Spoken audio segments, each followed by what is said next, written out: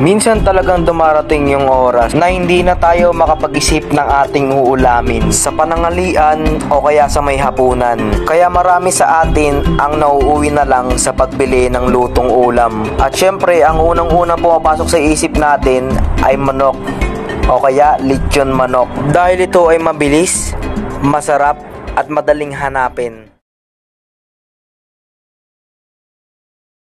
Ngayon naman ay ikukumpara natin ang dalawang sikat na brands ng lechon manok dito sa Pilipinas. At eto nga ang Baliwag Lechon Manok at Chooks to Go. At gagamit din tayo ng ilang dimensions of quality by Gerbin para malaman mula sa perspective ng mga customer alin ba talaga ang mas panalo sa lasa.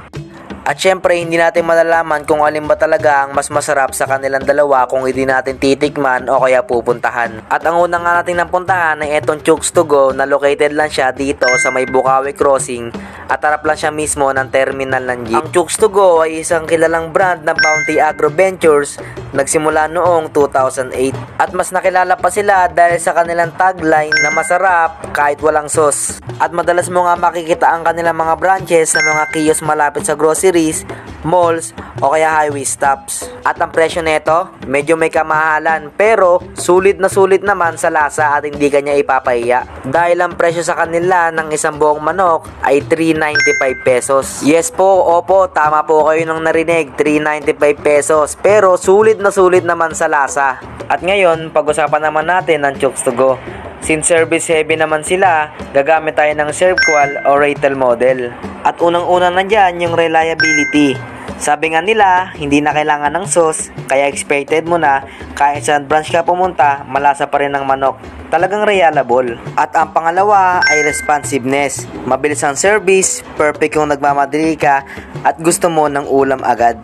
At pag-usapan naman natin ang Baliwag Lechon Manok, na isa din sa pinipilahan at tinatangkilik ng ating mga kababayan pagdating sa manok na pangulam. At ang napuntahan nga nating branch ng Baliwag Lechon na to ay located dito sa may Wakas, Bukawi, Bulacan. At malapit nga lang ito sa may Dr. Yangas College main campus o kaya sa may Central Elementary School. At ang Baliwag Lechon Manok nga ay na-establish noong 1985. Kilala ito sa lutong bahay style na manok. At ang kanilang mga branches ay madalas mo makikita sa kanto o tindahan o kaya malapit sa palengke o kaya sa mga terminal. At hindi nga lang manok ang kanilang mga sineserve dahil meron din silang product na tulad ng liempo, barbecue at iba pang lutong ulam. At ang presyo sa kanila ng isang buong manok ay nagkakahalaga lamang ng 360 pesos. At dito nga ay meron tayong magagamit na 4 na dimension of quality para sa Baliwag Lechon Manok. Syempre, unang-una dyan yung performance, lasa at sarap. May lutong bahay taste, malasa lalo na sa balat. Syempre, meron din features, variants o kaya add-ons. Meron silang yempo, barbecue, at iba pang ready to eat meals. Nandyan din yung reliability, consistency ng quality at availability. Consistent ang lasa pero minsan hindi pare-pareho sa lahat ng branch. At nandiyan din yung aesthetic, yung packaging, accessibility. Madalas sa palengke o kanto at sobrang dali mo lang makikita ang mga branches nito. Dito mo tayo sa Chooks to Go. Okay. Wanang. Uy, pre, pengen ako ng parts dyan pare. Ay, okay. Stay it. Chooks to Go. Sarap ha? Pwede ha? Goods. Goods yan. Lechon Baliwag. Dito naman tayo sa Baliwag. Lechon Baliwag. Parang mas tuyot siya, no? Oo. May sauce yan pare. May sauce ba ito pare? Tikman ko muna nung walang sauce ha. Kung may laban sa Chooks to Go ha.